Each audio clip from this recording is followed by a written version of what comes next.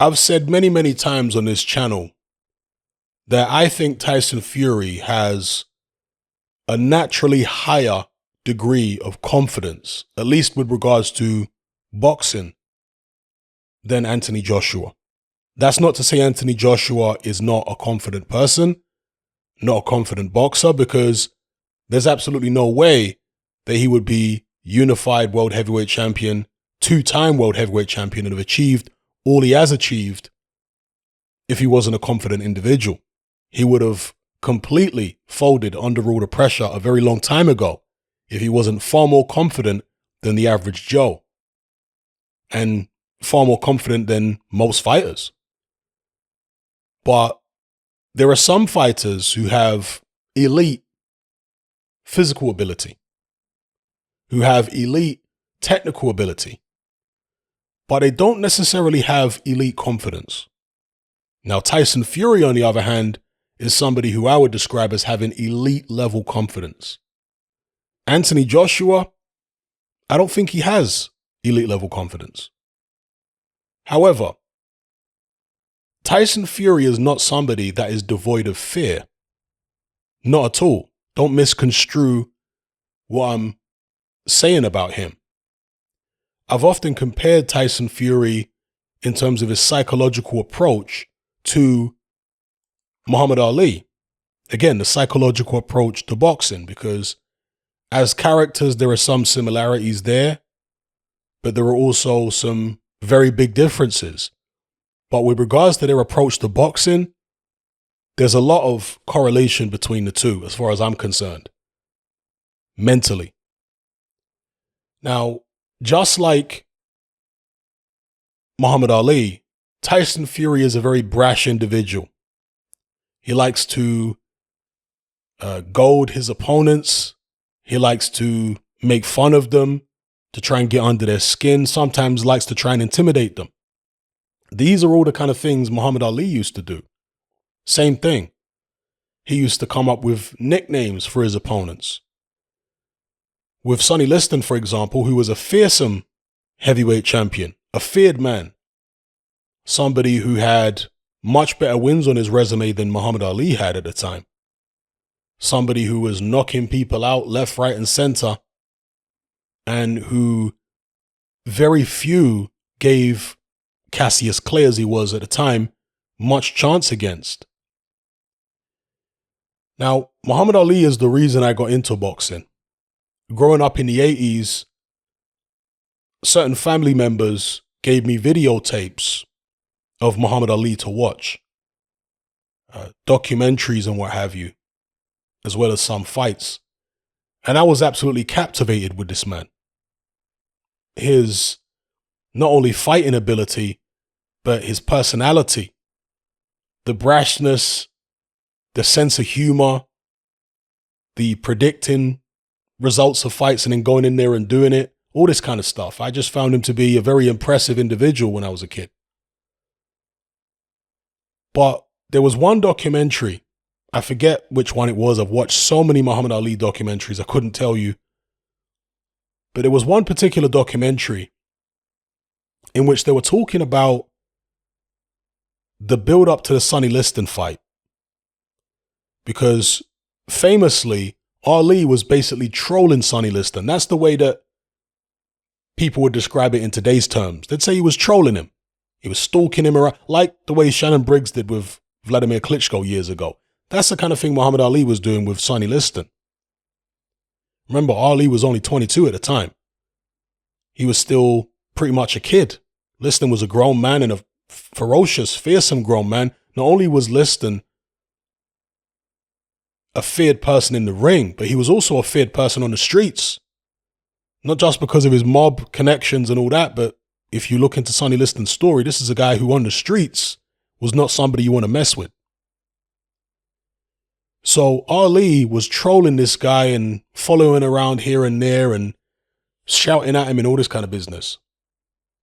In this documentary, they said that privately, Muhammad Ali was absolutely terrified of Sonny Liston. But his psychological approach to that fight was to project what he was feeling onto Liston. to try and make Liston feel the same fear or more fear than he was feeling, or that he was feeling. Now, with some people, in fact, most people who do this kind of thing, they don't sit down in a room and think, how can I turn the table psychologically here? In most cases, it doesn't work like that. With most people, it's an intuitive thing. It's an instinctive thing. They just instinctively know what to do. They have an aptitude and they know what steps to take in order to make themselves feel better, in order to alleviate some of their fears and turn it on the rival, on the opponent. And I think that was probably the case with Ali. So, according to this documentary, he was absolutely terrified. And his remedy to that was to act as crazy as possible and to make Sonny Liston think he was in there with someone who was just an absolute madman, and therefore get Sonny Liston to start doubting himself. But of course, it was also a way of Muhammad Ali trying to talk himself confident, because that's what he was doing. All the proclamations he was making about how great he was and what he was going to do to Liston, he was trying to talk himself confident. He didn't have the experience of Liston, didn't have the punching power, didn't have the physical strength, didn't have the resume. So he was talking himself confident and at the same time trying to act so crazy that Liston started to have doubts. This was the approach, right? To most people watching, it would have seemed as though Ali was tremendously confident, that there was no fear there at all, especially where he's stalking Sonny Liston, following around different places and what have you, But Ali was actually disguising his own fear. That's what he was doing. He was bluffing in terms of acting like he wasn't afraid when he really was. And Costamado talked about many things, but he spoke about fear a lot. And one of the stories he told was the one about the hero and the coward. And according to D'Amato, the hero feels the exact same level of fear as the coward.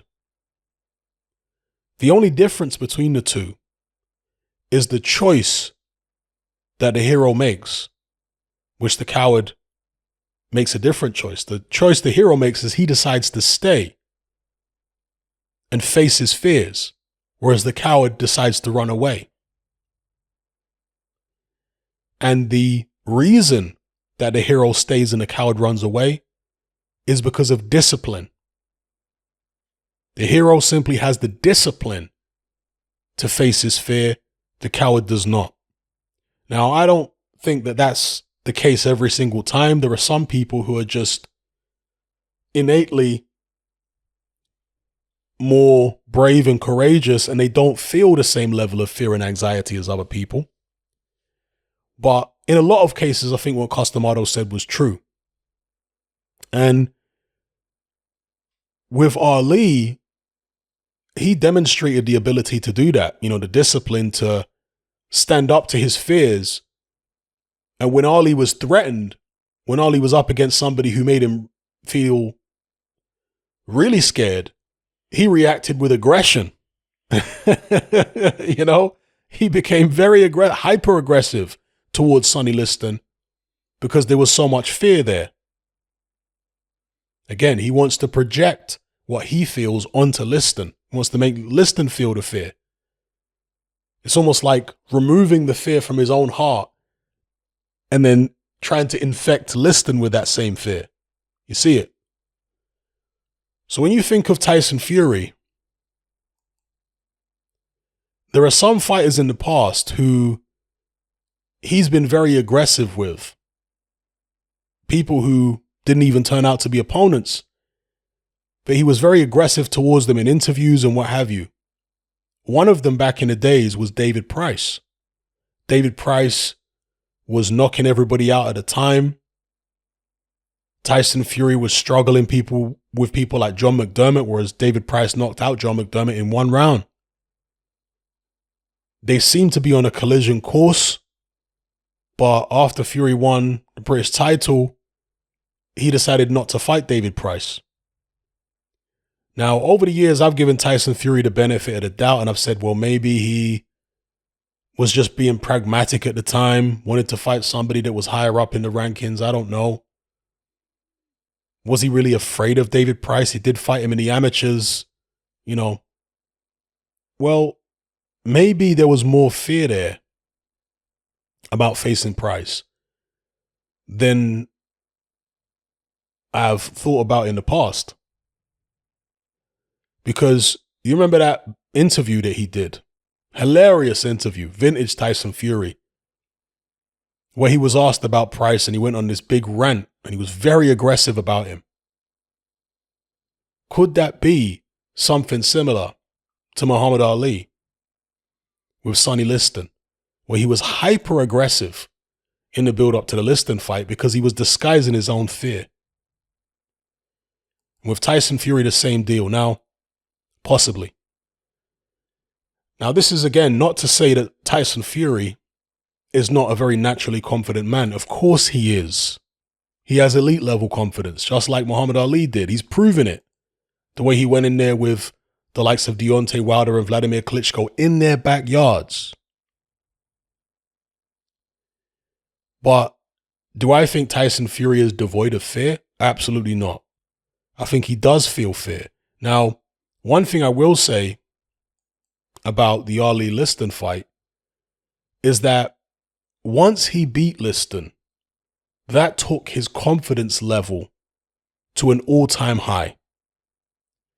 Because not only did he prove something to the world, he proved something to himself.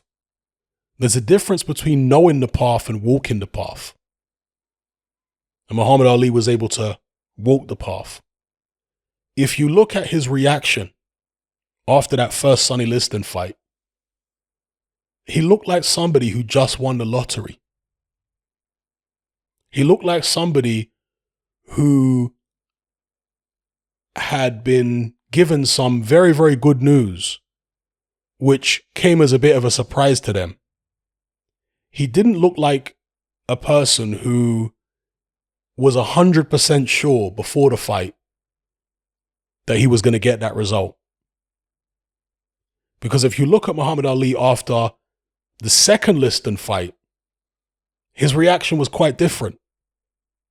And his subsequent title defenses. Yeah, he would showboat and stuff like that, but he wouldn't go completely as ecstatic in the ring as he did after that first Liston fight.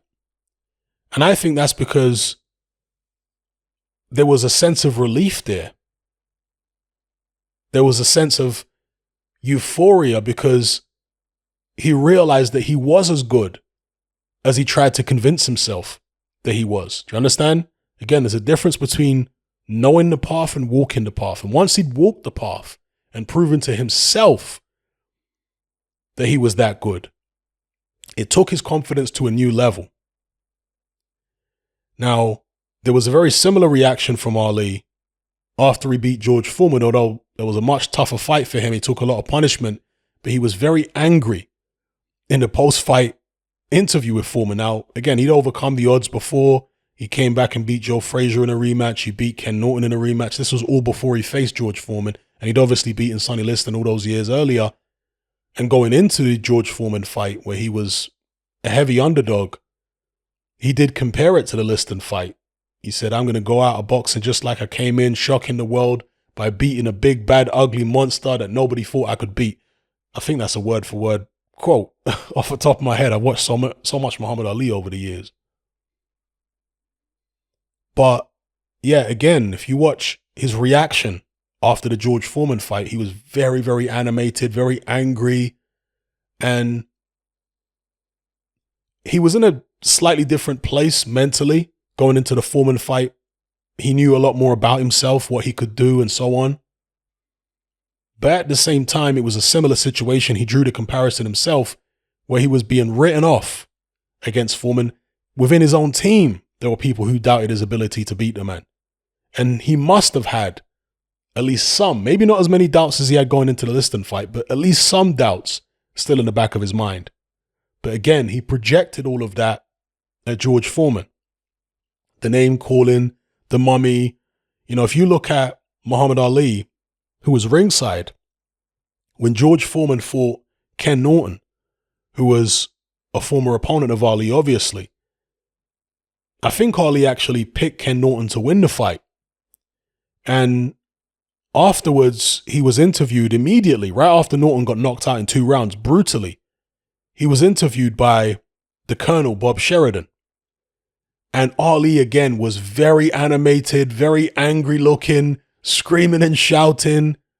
And you can tell the difference between Ali when he's clowning and Ali when he's genuinely emotional.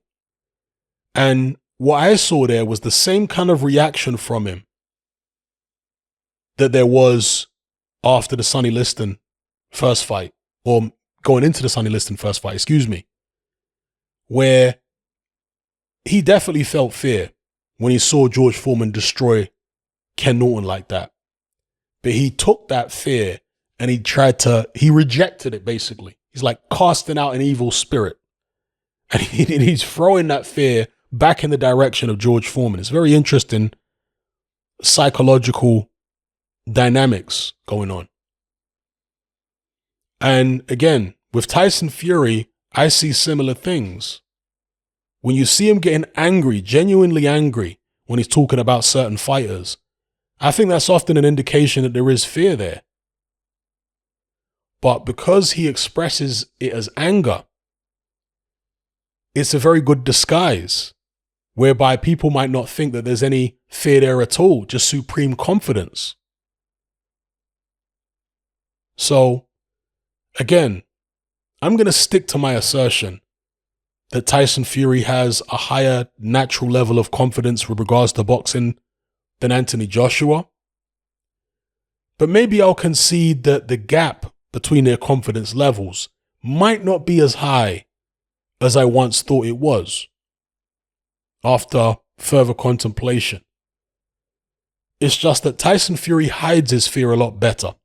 He's got a much better poker face than Anthony Joshua. He's more of a veteran in terms of boxing psychology. He's had more fights than AJ, of course, but the psychological approach, I think he's more sophisticated and more of a veteran when it comes to that. Tyson Fury is very confident in who he is as a fighter. Anthony Joshua, I think, is still growing into himself as a fighter. So, for example, every fighter should always be willing to learn, right?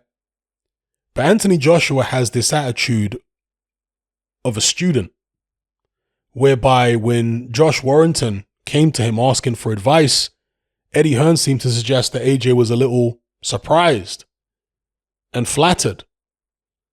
He doesn't see himself as the master yet. He still sees himself as a student.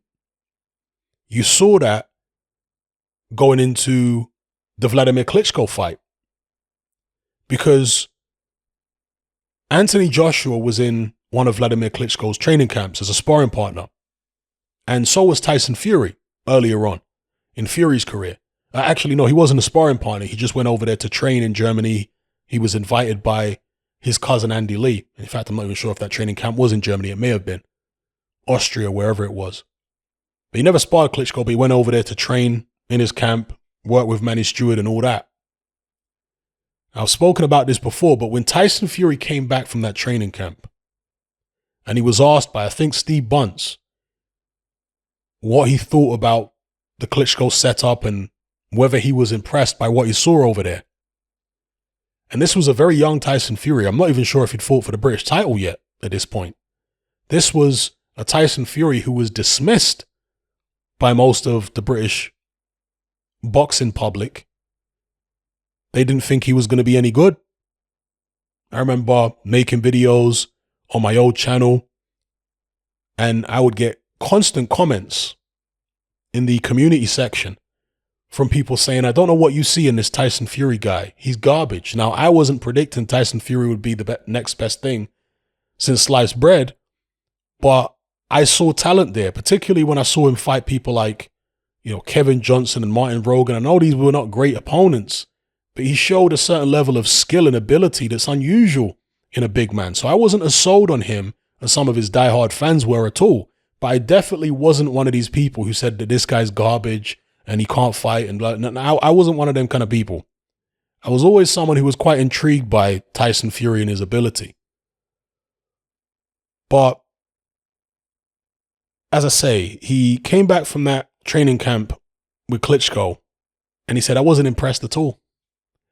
And he got absolutely savaged in the comments, mainly by British boxing fans, for saying that he wasn't impressed at all. He said, I expected something great, but when I got there, it was just a man with a pair of boxing gloves on, just another bare bum in the shower.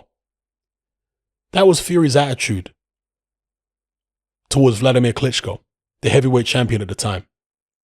Whereas with AJ, he went over there with the mentality of a student. He didn't go over there with the mentality of being a rival to Vladimir Klitschko. He went over there with the mentality of being a student trying to learn from Klitschko. Whereas Fury went over there in warrior mode. Thinking, I'm not impressed by this guy. I'll beat this guy. So at this stage, now again, Fury might have been faking it till he made it to some degree in terms of his attitude, his mentality, hiding some of his fears, convincing himself that he's as great as he says he is, and so on. But at this stage, I just feel Tyson Fury is more comfortable with who he is as a fighter, whereby he doesn't see himself as the student, he sees himself as the master. Anthony Joshua still sees himself as a student. And there's nothing wrong with seeing yourself as a student up until a certain point. Okay? But at some stage, you have to be so confident in yourself that you think, you know what, I actually know a lot about boxing. Maybe I don't need to listen to everybody. Look, listening to people is great. Anthony Joshua wouldn't have got as far as he has if he hadn't been listening to people, especially at the pace that he's progressed in his career.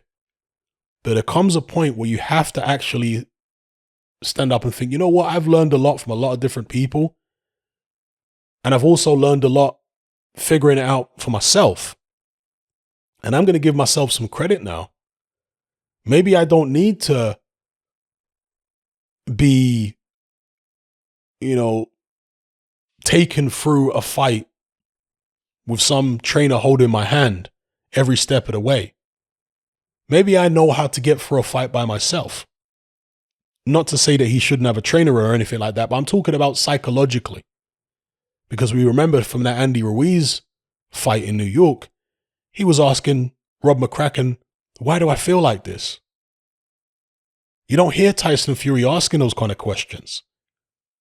And he's been down in fights, he's been hurt in fights. But you always get the sense that he knows in his own head what he has to do. He never looks lost in any situation. And I think that is the difference between having a lot of confidence like AJ has and having elite confidence like Tyson Fury has. Now, is it possible for a guy like AJ, who, again, in my opinion, doesn't quite have the level of confidence Tyson Fury has, is it possible for him to attain that level of confidence through experience? I'm not sure he'll ever be able to attain the exact level of confidence Tyson Fury has. And again, the level of confidence somebody has is all down to interpretation. We can't go inside the brain of Tyson Fury or inside the brain of Anthony Joshua and locate the gland in the brain, right? Not that such a gland exists, but let's just say there's a confidence gland in the brain. And then measure exactly how much confidence hormone this gland produces from Tyson Fury compared to Anthony Joshua, right? We can't do that. So all we can do is try and interpret from their actions, from their words, and so on, how confident we think they are. And obviously by their actions, I'm not just talking about outside the ring, I really mean inside the ring. So yeah,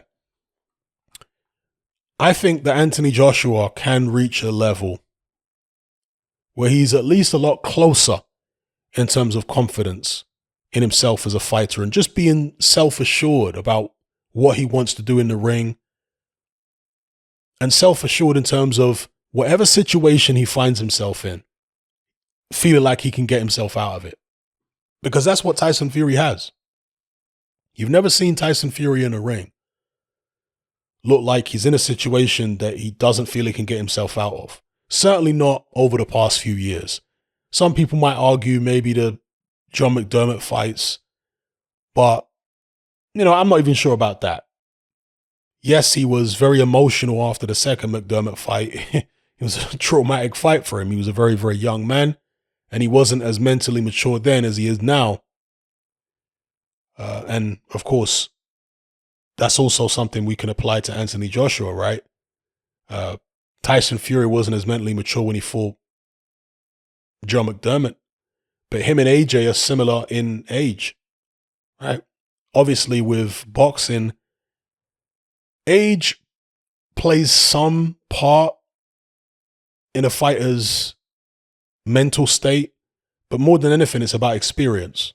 If you take a guy who's 20 years of age and he's never boxed before, and you put him in there and he has 10 amateur fights and he turns pro, let's say 2 years later, all right, when he's 22, he's unlikely to have the same level of confidence as a 22-year-old who has been boxing since he was 12, right? So it's really not about the age. It's more about the experience.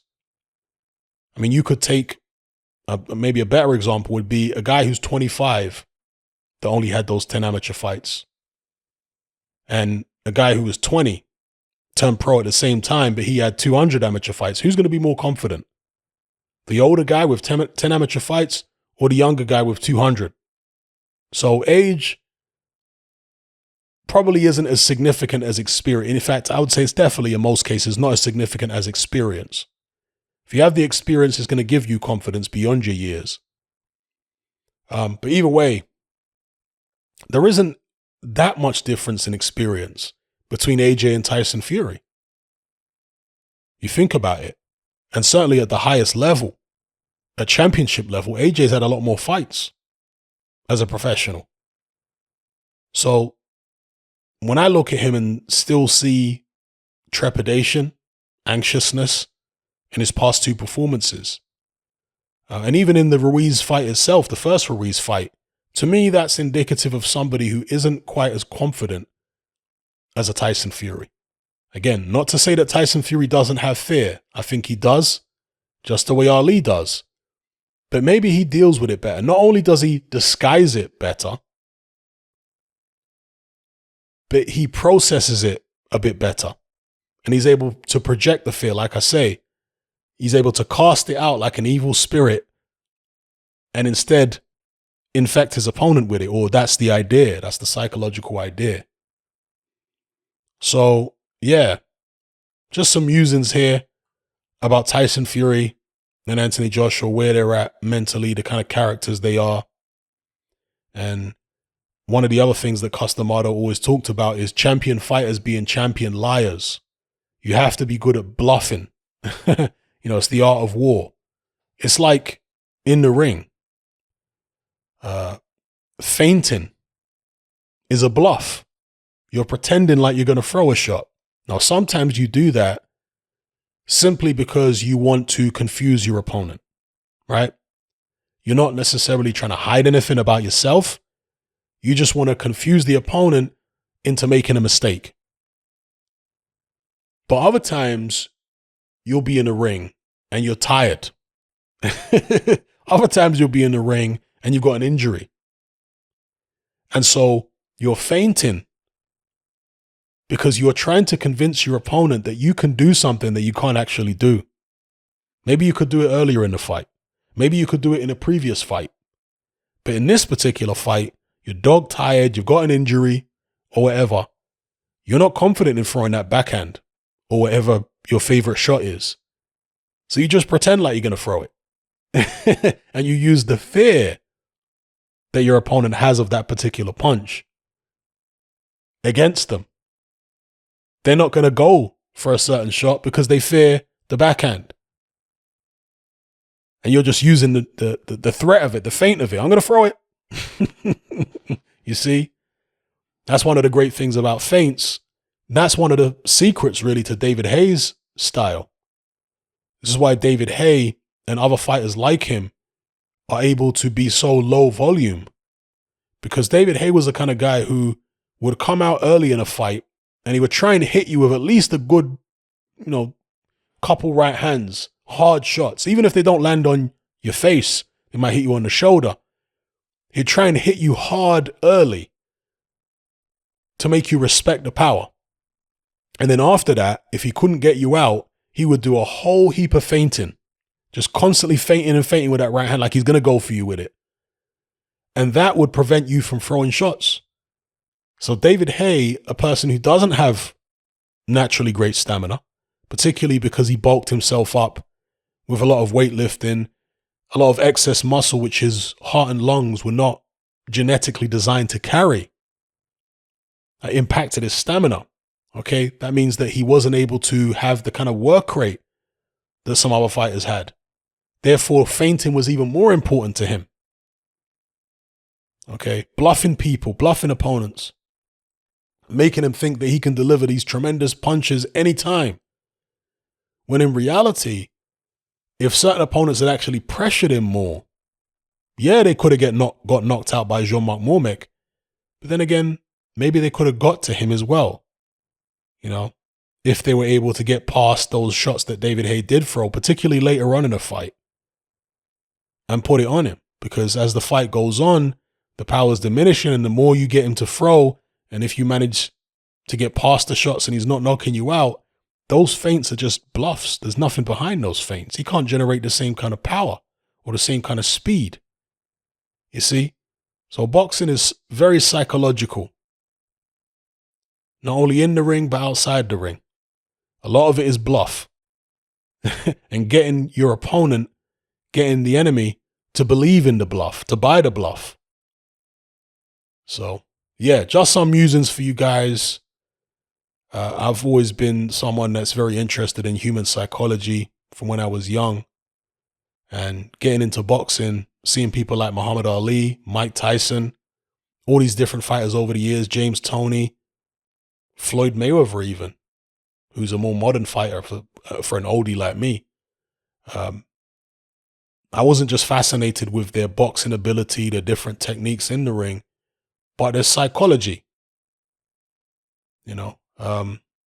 Like Hemingway, and even Costamado, right? The writer Hemingway, Ernest Hemingway, who was really obsessed with the topic of masculine courage. That's something I've always been very interested in as well. Understanding the mechanics of courage and so on. Costamado, similar kind of thing. He really applied it more to boxing than, Hemingway, obviously. But yeah, let me know what you guys think in the comments below about my musings as far as Tyson Fury having a similar psychological approach to Muhammad Ali with the brashness, which both guys weren't always brash for one reason, right? Ali was often brash because he was almost like a big kid in some ways. He liked clowning around and goofing around with people and smiling and joking. A very big personality. And Tyson Fury is like that as well. He has a playful side to him, just like Muhammad Ali did. But in other fights, like against Sonny Liston, it wasn't really that much of a playful side. He felt fear in his heart, and he wanted to get that out of him and cast it onto Liston. And I think Tyson Fury does the same kind of thing when he genuinely fears an opponent. And maybe it's quite rare for him to genuinely fear somebody. But when he does, I think you see the same kind of approach with him. So, yeah, let me know what you guys think in the comments below. Just my musings. And when it comes to, again, I'm going to finish on this, the heart of Tyson Fury versus the heart of Anthony Joshua, because I think even I've said in the past, and heart is a bit different than confidence, right? I think even I've said in the past, I think Tyson Fury's got more heart than Anthony Joshua. Will that matter in a fight? Well, there are journeymen out there. There are fringe contenders who have got more heart than some of the elite fighters. I mean, for example, Guillermo Rigondeaux. He quit against Vasyl Lomachenko. There are lesser fighters than Rigondeaux who would not have quit. Lesser fighters. Okay? Just because you're an elite fighter, it doesn't mean you have elite heart. It doesn't mean you have, you got a certain amount of confidence, of course. But when the chips are down, when you're up against it, when you start feeling like, okay, I'm in serious trouble, you might not react like a warrior in that situation, even if you have elite level ability and the resume, amateur and pro, to back it up like Rigondeaux did. So with Tyson Fury and Anthony Joshua, in order for the heart to matter, okay, this perception that myself and many others have, the Fury's maybe got more heart than AJ. Not that AJ hasn't got heart. He has got heart. But again, we're talking about levels. In order for it to matter, it will have to become a fight that's about heart. It'll have to become a fight where Anthony Joshua finds himself in trouble and it's very grueling. Or maybe they both find themselves in that situation.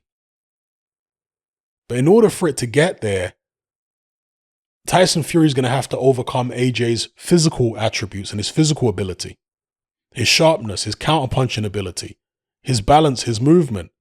This is not a Deontay Wilder who only has this right hand and he has to be in a position where he can be on balance and get his leverage and throw this right hand. No, Anthony Joshua is much better balanced than Deontay Wilder.